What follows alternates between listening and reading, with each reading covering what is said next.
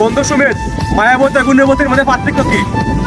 মায়াবতী আর গুণবতীর মধ্যে পার্থক্য কিতা কইতা? মায়াবতী হইলো মায়া, যে তার মায়াটা আছে না, কোনো সময় তুমি তার মায়া কোনো সময় খাটায় উঠতে পারত না, বা তার খাটায় উঠলেও মনে হয় তারে খাটে রাখা যে তুমি চারজন ভালোবাসছো ভাই, তারা একবার না একবার তোমার মনে পড়বই, হয়তো বছর নাইলে মাস, কোনো সপ্তাহ, দিন বা ঘন্টা বা সেকেন্ড, একবার না একবার তারা খবর।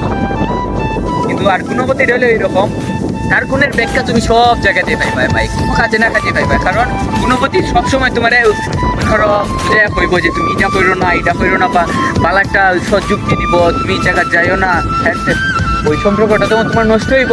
ওই তার যে সমুদ্রে একটা বালা খাদ্য যাইতেছে যাইবা, তার কথাটা তোমার মনে করবো।